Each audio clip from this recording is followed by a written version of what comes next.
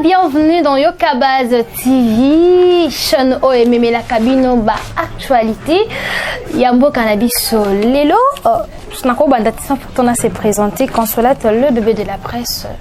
Lelo pour Lelo, na sepela ki Koyembe Labino, Azali Moko Yabasa Nzambe, on va parler sur Mbo Cannabis, sur le président de la République, on va parler sur Mbo Cannabis sur le plan spirituel. Donc, Aza politicien, mais sur le plan spirituel, on parler sur Mbo Cannabiso.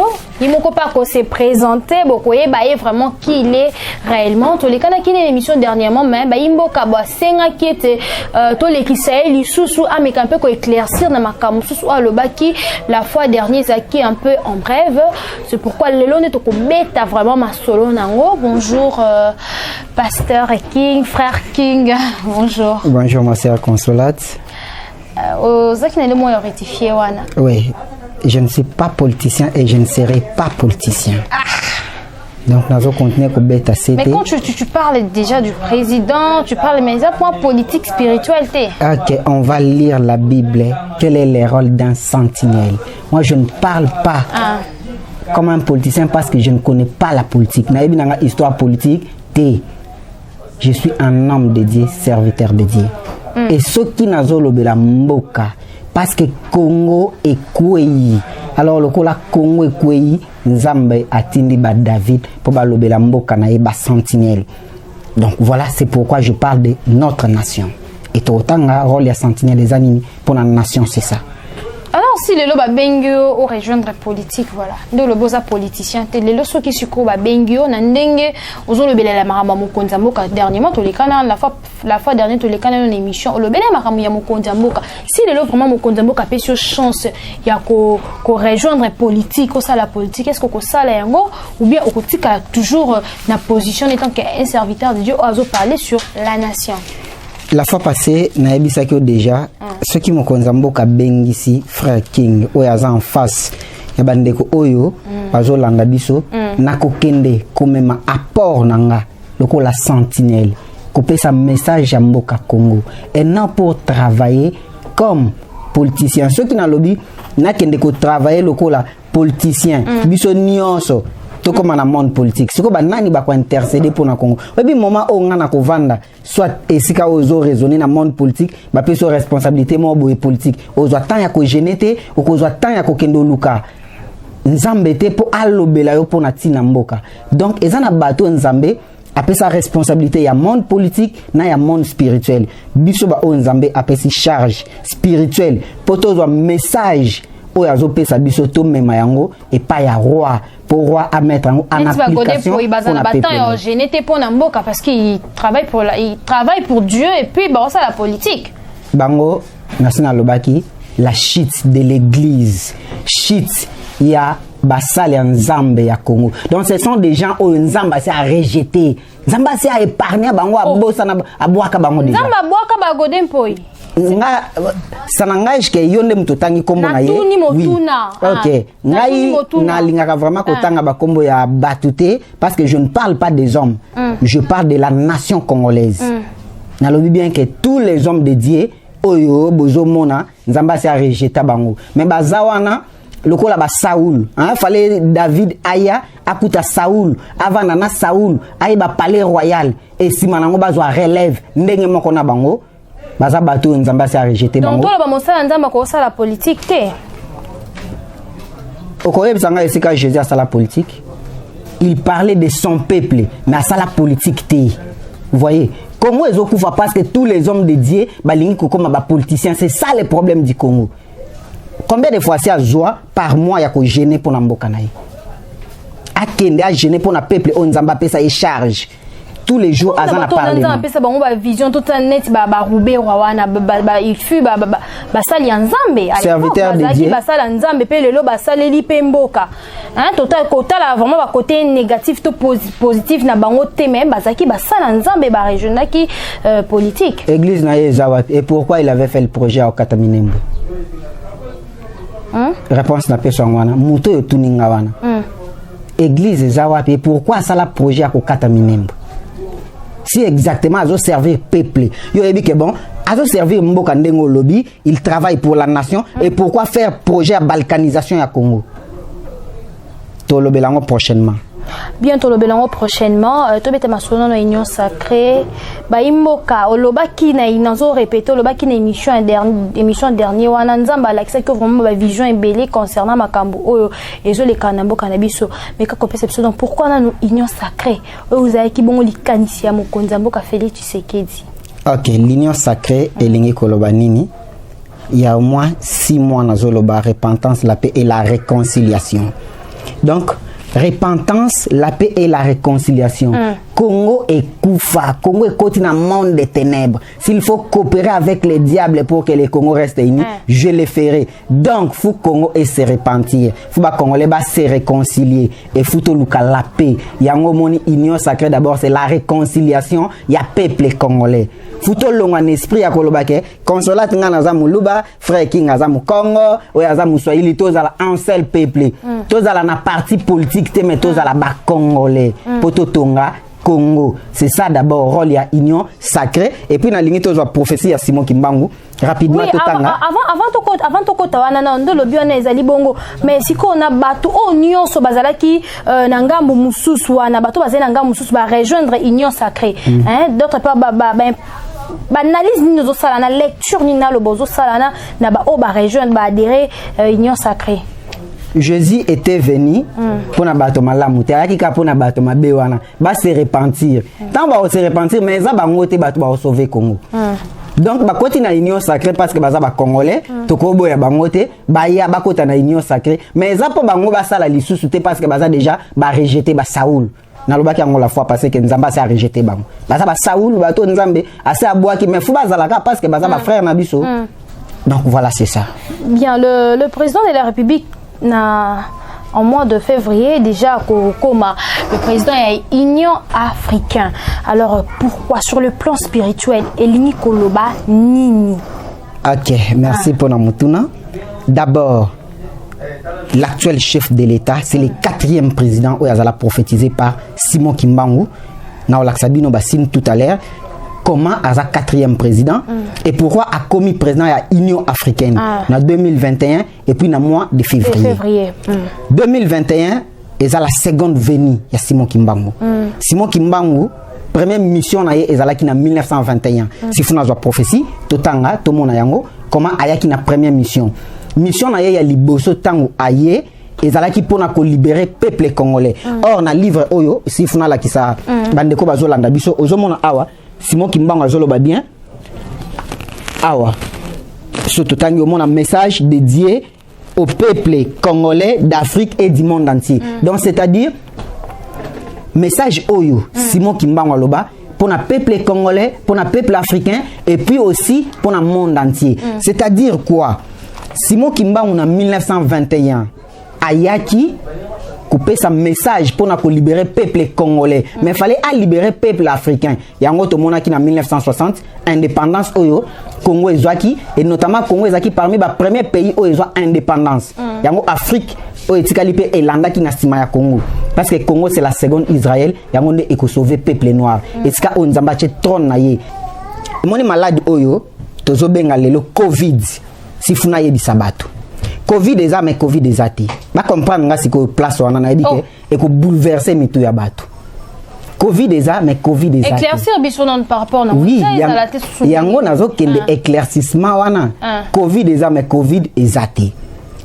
Mission ya Félix Tshisekedi comme président ya Union africaine. il y a liboso ezake sur le plan africain tant que pouvoir en 2021 où il y a deuxième tour ya koya Simon Kimba on a même année où il a prophétisé en 1921 Félix Tshisekedi où il a prophétie à Congo a eu en 2021 et dans mois de février ils ont signifié chiffre 2 le deuxième mois premier venu à Simon Kimba en 1921 et la seconde venue où Simon Kimba en 2021 Nanzela. Il y a Félix Tshisekedi qui a fait sa message comme 4e président du Congo. Maintenant, mission comme président de l'Union africaine, il y a le Covid déjà, mais Covid déjà. Covid déjà comment? Malade des Obama. Et Zawana. Tout le monde a débattu pour Koufa. Mais Covid déjà comment? Covid wana et ya qui na monde pour nani? Pour na couper sa indépendance na peuple noir. Surtout tangi Bible awa okomona. Indépendance na peuple noir. Lelo jusque là en Afrique. Aucun pays, si je le répète, mboka mokote ya Afrique na lobaka mingi na minoko ya biso ya ba ancêtre na biso mboka mokote ya Afrique ya adopté mariage homosexuel jusque là ezati à cause ya ba mariage homosexuel oyo l'homme blanc a sali ça ba sali abomination à l'Éternel balobi ba parole bras ferme envers Dieu. Ndéro Covid-19 yango nzamba a frappé bango tozo tanga Bible tout à l'heure au mona to tanga sifuna zo verser rapidement azolo baboy na mukanda ya Apocalypse c'est qu'il dit Apocalypse 6 le 8e verset pardon quelques secondes seulement Apocalypse 6 le 8e verset azolo baboy j'ai regardé et voici Paris un cheval d'une couleur pâle. Celui qui l'est monté s'est nommé la mort. Et ces jours des morts l'accompagnaient, les poursuivaient, leur fit donner sur les quarts de la terre pour faire périr les hommes par l'épée, par la famine, par la mortalité et par le bête sauvage de la terre. Donc, à cause il y a obango basali na nzambe nzamba frappé mokili d'abord et ça accomplissement il y a prophétie il y a Jean ou ya loban Apocalypse sur la bête ou ya koya et ça aussi la colère de Dieu sur l'humanité parce que balobi maloba ozo sepeli nzambe te alors le coup l'homme blanc a tombé a sumuki liboso nzambe Afrique etikali indépendant et sumukité c'est de la même manière au komona tango mokili salami ba 4 continents ils ont représenté nini na la kisayango Amérique représente Adam. Afrique, c'est Abel. Asie, c'est Caïn. Et puis, Europe, c'est Ève. Ève, aza mutoyo, asumuka mutuya liboso. Je parle, naebike, batuba ozoa confusion. Toza au moins na 5 continents. Mais au moins, je parle de 4 continents où ils ont représenté. Parce qu'il y a déjà une grande force. Toi, on a 5 continents, on a le sur les 4. Ève oyaza Europe omoni ba influence nyonso ndenga sumuka na temps ya liboso yango azalaka soki azwi ba décision akenda ko influencer mobile na Amérique pour appuyer et moi na bango Caïn oya boma Afrique oya boma ndeko na Abel ayaka ko soutenir na bango oyeza Asie omona Europe azana 3 droits de veto na monde Amérique azana moko Asie azana moko Afrique azana droit de veto te parce qu'Afrique a sumukate tant bazwa ba décision na bango Afrique azala kata participer maintenant à cause de haine au Caïn aboman de konaye c'est la même haine au bazo lukalelo baboma ba africain à cause ya richesse na biso minerai cobalt cuivre manganèse tout au en Afrique pour ba piller ba massacrer Afrique. Alors le kola bango basumuki nzambe a rejeté bango ndenge ayebisa Simon Kimbangu asala alliance naye nzamba eko se souvenir na 2021 na alliance o ya salaka na Simon Kimbangu na ba 4 frères messagers de Mbinza na 1978 pour na lobela bango na tina Congo yango nzamba kanisi ayeko pesa maintenant mission na Félix Tshisekedi pour à libérer peuple africain et nini fu asala comme président ya Afrique ndenge esalama na tangwa kala l'homme blanc azalaki frappé na famine oyo Joseph ayaki na Afrique akomaki premier ministre bayaki kokima na Afrique pour Afrique et nourrir bango de la même manière et que se répéter na temps otozali donc Félix Tshisekedi comme président de l'Union africaine mission à Liboso faut à réconcilier tous les dirigeants africains balo na bilanga en Afrique parce que bientôt ils a guerre ya famine bitumba nzala ezoya na mokili donc bitumba covid-19 eyaki ya maladi donc ekota siko ya nzala nzambe alobi pour que non makambo no il faudra tous bato asala nini mais vision yango nazopesa te nazopesa message donc nzambe alobi akofrappe na épée omoni baguerre nyonso ezoleka na mokili épée d'abord la maladie yango tozomona covid ezoboma so tolobi to développer covid wana omona eopesa biso nini c'est le marque de la bête et bandi lisusu ezongi lisusu ezoyande lisusu ya makasi parce que pour que si là oui pour que si là l'homme blanc deviendrait noir et l'homme noir deviendrait blanc yango Simon Kimbango c'est-à-dire non bakoya ko adhérer na idéologie ya Afrique ndenge na tour ya liboso bayaka tangu oyo nzala efrapaka bango et Joseph aye na Afrique kozwa biloko ya kolia ndenge bazoya kozonga Félix Tshisekedi comme président Union africaine faut à sensibiliser bandeko na yenyoso balona bilanga omoni idée o azwa ki na Congo ya service national oyo musée Laurent Désiré Kabila atikaka l'autre fois otunenga ke aza aussi idée ya musée na ibisa ke c'est musée et puis Kassavubu donc service national on a fait continuer sur toute l'étendue de la République na livre nanga aussi na la kisa présentation ya affiche wana bato mona kango eza na couleur verte ils ont représenté le drapeau Union africaine et la grande forêt Afrique autozanango donc tant nous allons frapper monde après ba maladie ba za confiner na kata bandako ba za tant ya kobimate moye ba lona ekozalate ba provision nyonso bango basala ekosila l'unique continent oyo aza touché te na maladie wana ndenge tozolo ba c'est l'Afrique mwandambo wa covid oyo ye na Afrique pona nini à cause ya bato tozwaki ba lesbiens na ba PD obiso to yibaki na kimoyibi mais en réalité boye na Afrique eza adopté te tondima ngo officiellement te lokola mwandambo wana bakota na kimoyibi yango moni pe covid oyo frappé na Afrique mais ezate ngalata kashinete nalata ngote masque wana nalata ngote parce que je respecte nalobi eza mais ezate tant nalobi que nalata kate tant nalobi que nalata kate pour montrer aux gens que le Dieu du Congo nzambe ya Congo oya sala alliance na Congo oya loba na Congo il est là et Félix Tshisekedi azo détenir prophétie à Congo message on a opesa un fois tika olata masque fuba boya vaccin en Afrique ceux qui kaka bazui yango et ceux qui azo continuer c'est l'abomination à l'éternel donc le président Félix est fatigué olata masque alors batika il y aura pas de conséquences hein tu dois respecter mesures barrières tozu distance et les mots masque sont dans l'hôpital développé tout le monde nini ezolobela yango c'est ba masque wana alors le quoi ba confiné na ndako ba kovanda na bandako ba provision nyonso ba sala ekosila Afrique lokola kotika la libre soki to loni bilanga ba stock auto ko sala bango bakoya ko zonga po baya ko somba biloko na Afrique bazwa mbongo na biso o ba yiba na ba minéraux o bango bazwa na Afrique baya ko somba biloko e mbongo wana zonga na Afrique Afrique azonga prospère azonga puissant parmi ba grande nation ya monde ndenge tozalaka na Égypte antique na temps ya pharaon donc bakoya ko zonga pour la troisième fois ndenge Bible ezo biso na mukanda Isaïe moyena tanga ba verset biblique mingi ezati donc ezo biso bongo bakoya pour la troisième fois Isaïe 19 hein ko bana na 18e verset ko kitati na dernier verset bakoya pour la troisième fois en Afrique et mboka oyo ko yamba bango e ko za la sujet à une grande bénédiction donc c'est le Congo et Congo oyo eza la seconde Israël yango nde ko bimisa peuple africain na souffrance Congo yango nde parmi ba grande puissance mondiale ya monde Congo eza na kati et ça place où nous avons trône naie place où à ça alliance à Longola alliance aux Azaki nangona Israël parce que ba finga kinzamba comme éternel des armées et ayeko ilcha trône naie na Congo c'est la seconde Israël donc mission à Félix Tshisekedi comme président de l'Union africaine et ça on a ko libérer peuple noir et fuba salisa bilanga parce que guerre ya famine o ezoya Afrique ndeko sauver monde Afrique ndeko lesa monde mbongo nyonso ya Congo obango bayiba mbongo ya Afrique ya ba pays nyonso ya Afrique fuba zongi sango na Afrique na nzela ya biloko yo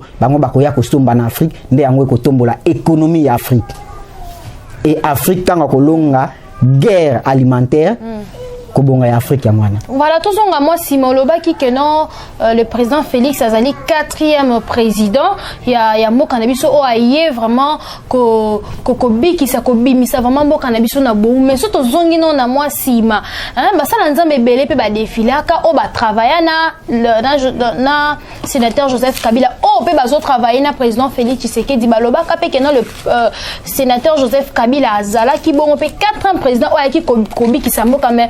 Nous avons vu que à 18 ans, hein, 18 ans, oh, tout le monde, il n'y a rien de changement.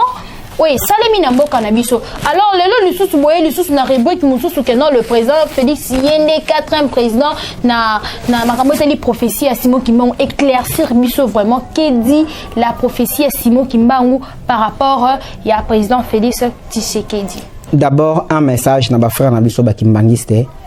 Ndenge nazo continuer ko répéter na émission moko na sala na bango na yebisa bango fara fu ba senga pardon na peuple congolais parce que ba kosa biso ba pesa message ya solo ya Simon Kimbangu te ndenga loba nazo linga totanga verset biblique ensemble to kama kamni bible zo yebisa biso avant to kotana réponse ya oyo yebisi ngai bible elobi na biso boye na mukanda ya Luc 2 Luc 2 10e verset mélange les dit ne craignez point car je vous annonce une bonne nouvelle qui serait pour tout le peuple le sujet d'une grande joie. Dans 11e verset, le Bible, c'est qu'aujourd'hui dans le ville de David, il vous est né un sauveur qui est le Christ.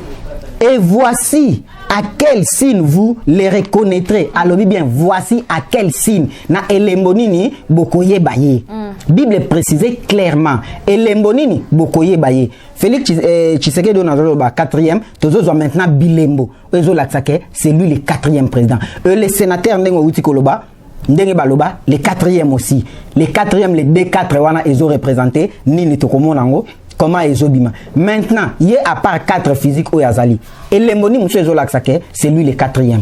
Exact. À part 4 physiques, nalingi tozo bassine pototala ezo représenté nini concernant Félix Tshisekedi comme 4e et les sénateurs et papa na biso uti kotanga kombo na ponga la linga otanga ba komba ba politicien wana te nzamba limbisa ngai. Voyez? Félix Antoine Tshisekedi Tshilombo. Ça fait combien de noms? Je recommence. Félix Antoine Tshisekedi Tshilombo. Ça fait 4 noms. Ok? Les 4 noms au Félix Tshisekedi Azanango. Tobani na kombo. Félix avec 5 lettres. Oyobozomona awa. Antoine avec 7 lettres. Et Pesibiso 12. Tshisekedi avec 10 lettres. Et Pesibiso 22. Tshilombo avec 9 lettres. Et Pesibiso 31. Oh, so 8 31 au 3 plus 1 zo pesa biso 4. Tozongi lisusu na Congo, la prophétie du Congo.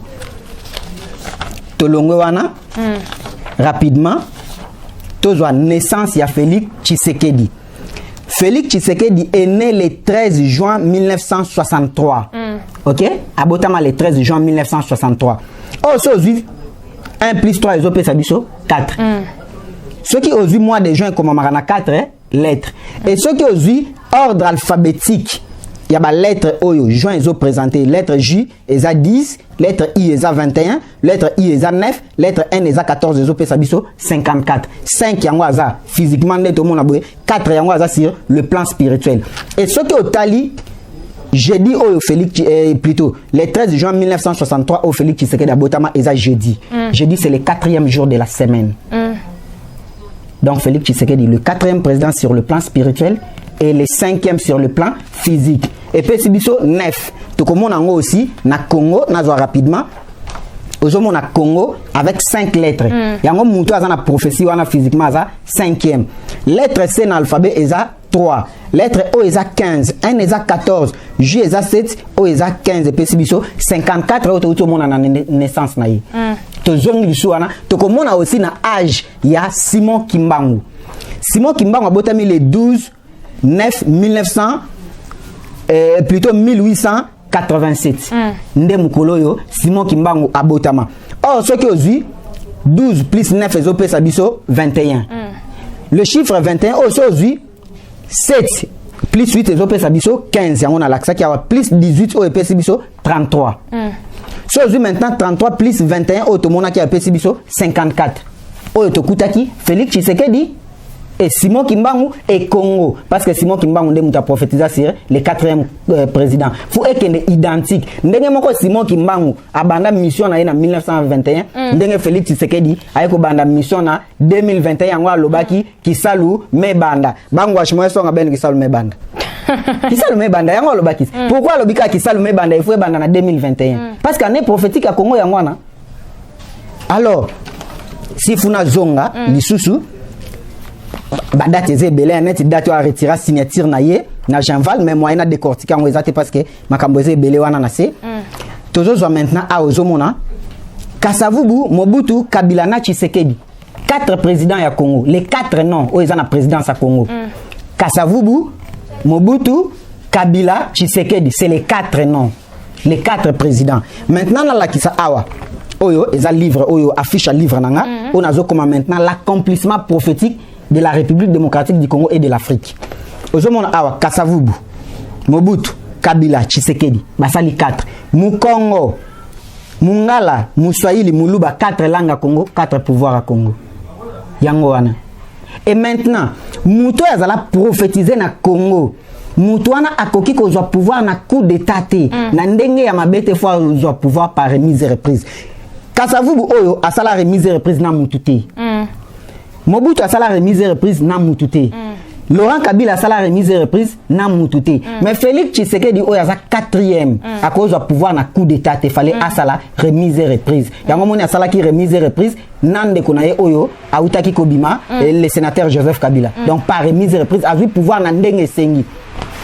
Kasavubu Mukongo tango longwe na pouvoir de son vivant ndenga na yo to vandi boye ayebaki ke muto oyo a remplacer eza Mungala Mobutu. Mobutu tango longwe na pouvoir de son vivant ayebaki ke mutoyo a remplacé nga eza Laurent Kabila Moussaïli mais Laurent Kabila maintenant tant a quitté pouvoir est-ce qu'ayebaki muto a remplacé qui eza question mituna eza yo ba réponse nga nga pe na zong selo loko a Christ azotuna ba pharisien est-ce que Laurent Kabila tant a longwa ki na pouvoir ayebaki muto a remplacé qui ayebaki te yango maintenant fallait le sénateur Joseph Kabila azonga donc fallait combo ya Kabila ezonga na pouvoir fallait Moussaïli azonga na pouvoir tango akozonga soki alongwe ayeba muto asalini a remplacer qui est le 4e et basa la passation ya pouvoir donc c'est ça les 4 pouvoirs ya Congo et sur les 4 langues ya Congo et ça na ndeko moko aloba journaliste l'Afrique a la forme d'un revolver dont la gâchette est placée au Zaïre. Alors Mobutu a répété yango ezo latsanine Afrique oyo bozomona affiche ya livre oyo ndenge eza na forme à revolver. Congo eza na centre ya Afrique. Ndenge moko Félix Tshisekedi o aza originaire ya province ya Kasai. Kasai eza na centre ya Congo. Donc au milieu aucun na nord, na sud, na est, na l'ouest, centre ya Congo c'est le Kasai. Oyo esika Félix Tshisekedi auti notamment lokola Congo eza centre ya Afrique, motema ya Afrique, ndenge pe Kasai aussi eza centre ya Congo. Fallait aussi pouvoir ya Congo et comme na centre. Donc na cœur ya Congo. De la même manière, il fallait s'accomplir. Alors, pour nous kende rapidement, tozomona awa, toye na plan ya église.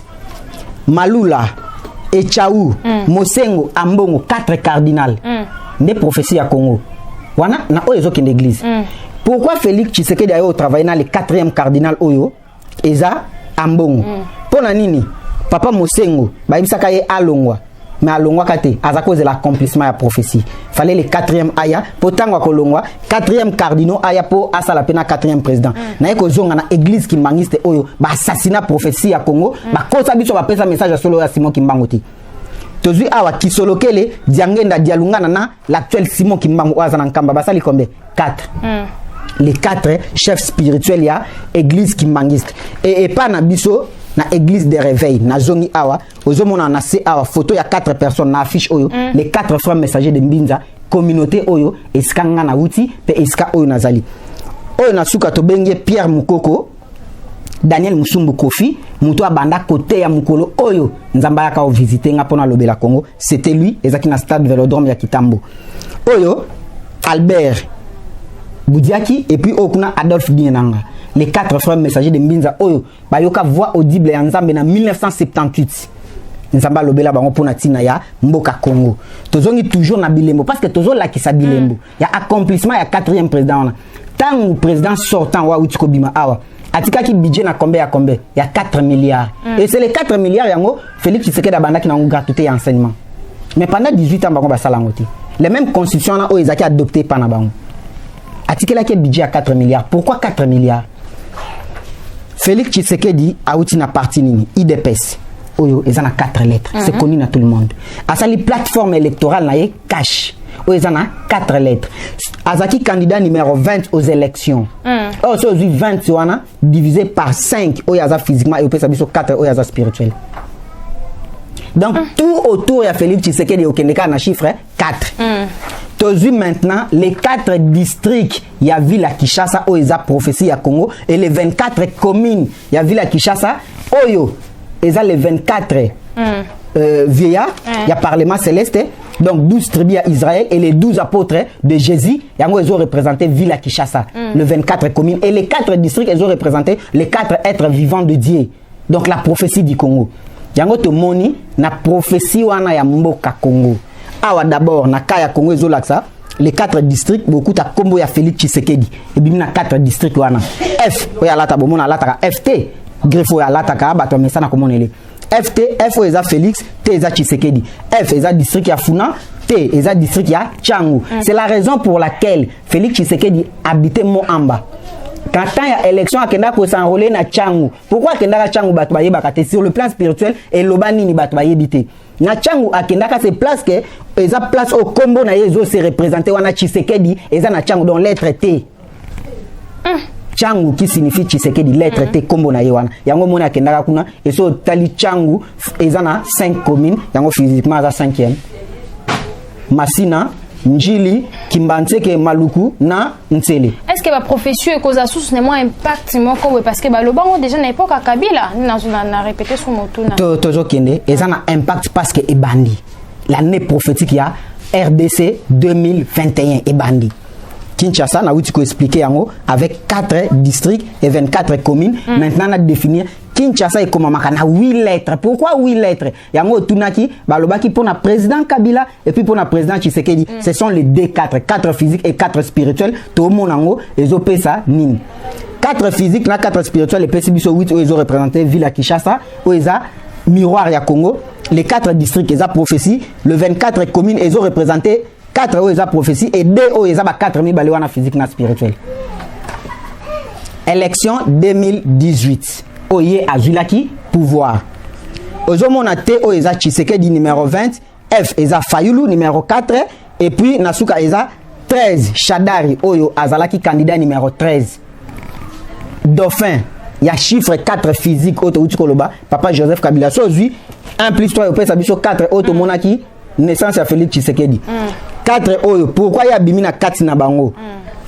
C'est-à-dire le quoi tozana 4 physiques na spirituel nzambe atika la ka juste il fallait acha mutu moko lokola médiateur lokola arbitre pona osifler batumi bale wana yebisa bango so alinga sala boye te boyete ozonga boye so alinga sala boye te boyete fo zonga boye yango moni Fayulu abima na 4 na bango mibale abima candidat numéro 2 et 4e pona ko arbitrer batumi bale wana ko zonga sabango na ndenge sengi donc voilà c'est comme ça et comment et tozui RDC na 2003 basalaka 1 plus 4 1 plus 4 ezo signifie nini ezalaka déjà que muto ya kobimisa Congo na souffrance a ko se figurer bongo sur le plan spirituel a cause la 4e sur le plan physique a cause la 5e yango moni pesa déjà image à 1 plus 4 ozomona yango pe tozomona poto koma na 5 futo batsa 1 po pesa biso 5 likolo ya 4 wana donc aujourd'hui Oezaki président Joseph Kabila à l'époque na 4 vice-présidents ezako pesa biso neti 5 décideurs o bazako décider. Et Moutouana Ngomoni Aza, 5e sur le plan physique. Alors, Naye Awa maintenant, Naza toujours na série Bilembo, Cash, FCC, Lamuka, Ezopé, Sabiso chiffre 13. Prophétie à Congo, Ngomoni ba adhésion de Ngotuna Kinga na Ebandeli. Pourquoi Batu Bazoya na union sacrée? Donc, Batouana Peo Bazana. FCC fallait baya quoi adhérer na union sacrée. Bakota bangonio so pour accomplir prophétie à Congo les chiffres wana. Les chiffres 4 ça aussi cache avec 4 lettres. FCC 3 et PCBSO 7. Lamuka 6 et PCBSO 13. Oh 13 ça aussi 1 plus 3 et PCBSO 4. Yango to monaki naissance il y a Félix Tshisekedi et le premier discours il y a Félix Tshisekedi à sala devant les deux chambres. Il y a congrès c'était les 13. Yango 13 autres uti comme on a lisusu na tout le monde a combo ya Simon Kimbangu. So Simon wana, au monde comme on a 5 lettres, Kimbangu c'est 8 et PCBSO 13. Donc prophétie à Congo. Au monde fallait battre wana baya ko adhérer, pourtant to za chiffre oyo et puis ça biso 4 prophéties à Congo et na 4 ezana bato yo nzambe a ko retirer. ba o akolongola ba olongola ba on union sacrée ba nzamba ko retirer ba on union sacrée na lobby clair. Alors nde na banda ko loba c'est-à-dire batu nyonso wana fale baya na union sacrée nde omoni batu ya lamuka ya cash bango nyonso fale bakota mena kati nzamba ko sélectionner donc akobimisa bambuma nyonso ya mabe e batu ba sauver Congo eza batu wana te eza ba David nde omoni Israël ezala sauver na ba David nde ba sauver Congo, c'est-à-dire ba David wana sur le plan politique, sur le plan spirituel et bino aussi presque au mokonza mboka lobake azo sala ngo 4e force ou 4e pouvoir ya Congo. Donc ba David ne ba koya sur tous les plans na plan politique. Tout le même ba Jean-Pierre Bemba ne bazawana ba Moïse Katumbi donc baza vraiment sélectionné. Passation oblige. Donc relève eza obligatoire. Comment ça éclaircir wana? Moïse fallait akende pour Josué aya à côté de peuple ya Israël na terre promise. Ndenge moko fallait Jean-Baptiste akende pour Jésus a continuer mission na ye. Ndenge moko fallait David akende pour mwana na ye atonga temple Salomon. Donc ndenge moko pena bango tous les politiciens o ba boma batu na Congo o ba boma aussi mukendi Dechat Kapangala Arma Tungulu Chebeya ba combattant ba kufa na chaise UDPS batu nyonso wana baza rejeté ba Saoul wana nyonso nzamba buaka bango tous les politiciens wana o nyonso sala complicité ya koyibata un franc ya Congo tout rejeté bato ba ko sauver Congo ba jeune David donc ba jeune politicien o ba yebani ti qu'on a ba nanet tout temps on a ba o ba koti déjà ba rejoindre union sacrée. Est-ce que moi quelques têtes ba ko kozala na o nzamba sélectionnaki na lobi bazali na kati wana na pesa bino ata parmi bato ya oui c'était bato ça moi les émission na biso pour ba parmi ba prochaine déjà honorable Eliezer Ntambwe a prié makasi aza parmi bato nzamba sélectionnaki coordonnateur na bino donc autant que Eliezer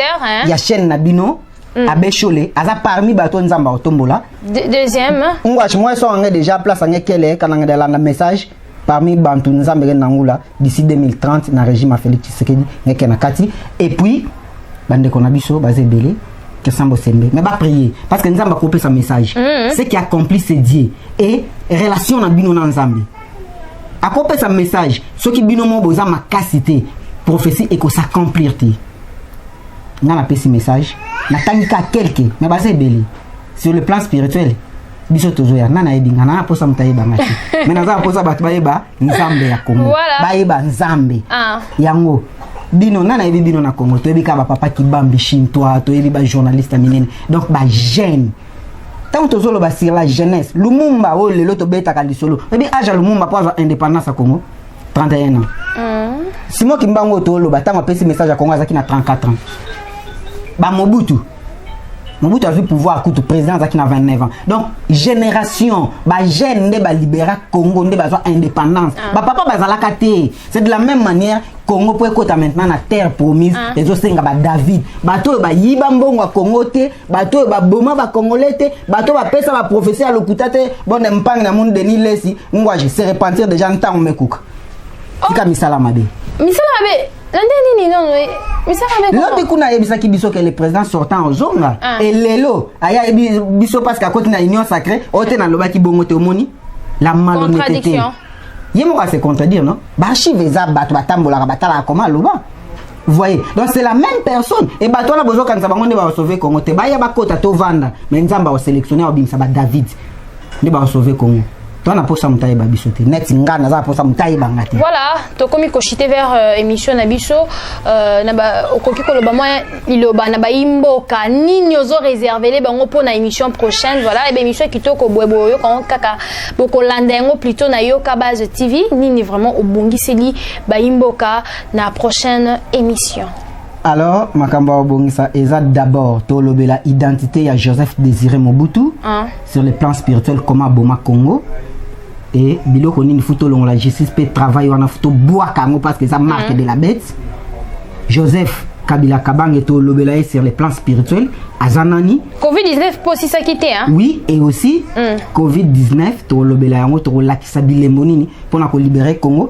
Malgré quelque part otuna kinga batu musu baloba 4e président oyo Zaki baloba pour un sénateur oyo et puis le 4e président commis contradiction non nzambe asala ka confusion te nzamba za juste yoka awa nazola sabino loko moko Félix pona o etali bilembo Félix Vital Joseph et sali 3 personnes na 2006 le 4e président physique oeza papa Joseph Kabila directeur ya campagne na ezalaki Vital et na 2018 le chiffre 4 spirituel oeza Félix Tshisekedi directeur ya campagne na eza Vital donc Vital oazaki pont pona ko relier ba 4 mibale wana 4 physique na 4 spirituel et tango a relier bango mission na esali nini et sili continuité nango bino nde boyebi nga moyena kota na commentaire wana exacti. Alors, le 2 personnes ont commis et si kamako 4 physiques na 4 spirituels yango to mona ki accord FCC na cash donc le 2 personnes bavanda eskamako po nzamba zo 4 physiques oeza papa Joseph Kabila donc oeza FCC autorité morale ya FCC à côté ça mona 4 spirituels oeza Félix Tshisekedi eza la chapeauté na muto yo azala prophétiser le moni yende azako chapeauté inyo wana batu mibale entre les 4 physiques na les 4 spirituels mais tangu ngonga ekoki nzamba sani akaboli bango atiki muto azala prophétie à Congo pour 2021 yemoko abanda prophétie à Congo et batmisa to so zui kombo na bango au bon Félix ezana 5 lettres Vital 5 et Pesibiso 10 Joseph 6 et Pesibiso 16 so 16 divisé par 4 eza prophétie à Congo Pesibiso chiffre 4 voilà alors pour na aussi sana oyo etali opposition ba papa na biso à Lamuka na kene maintenant na Lamuka au monaki quelque part tozaki Lamuka tango bani bazalaka 7 lilo baza 4 wana Fayulu, Muzitu, Bemba, na Katumbi. Baza 4. 4 au maintenant la composition na bango. Fayulu na Muzitu baza ba Congo. Pouvoir ya liboso ya Kasavubu.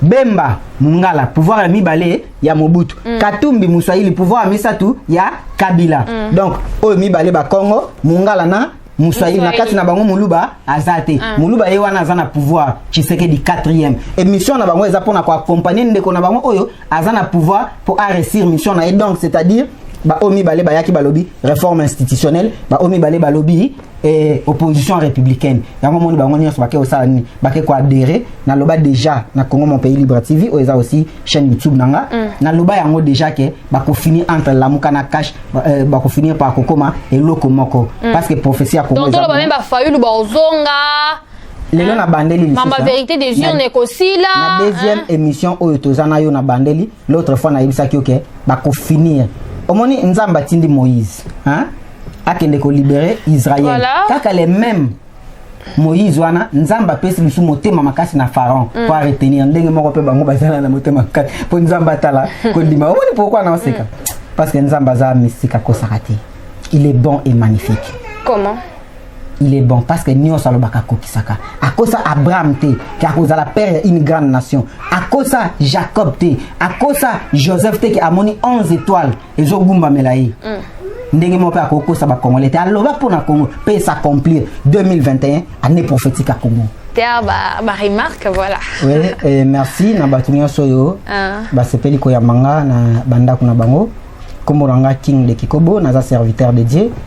Il y a communauté à 4 messagers de Mbinza, église à Lingwala, où ils ont mis avenue Louvois 266, na commune à Lingwala, Kinshasa, République démocratique du Congo.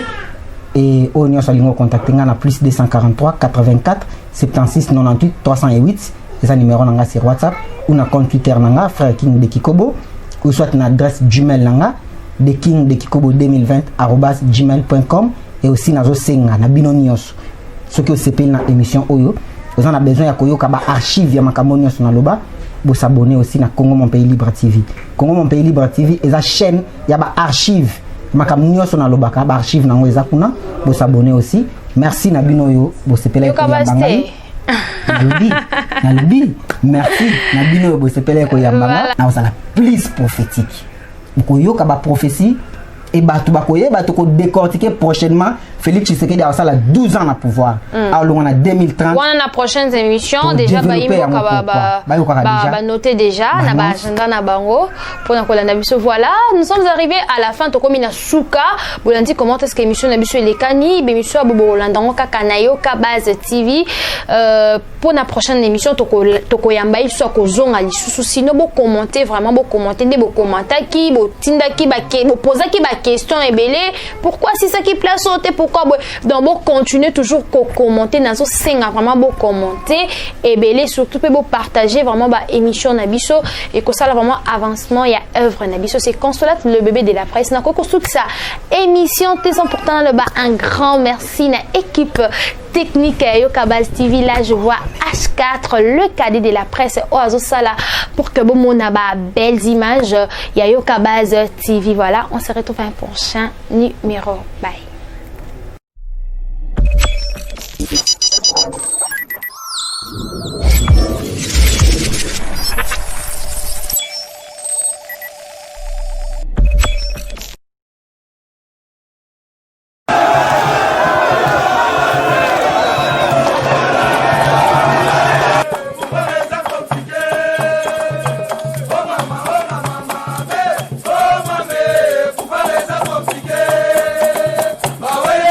Parlez-moi, dis-le, c'est non,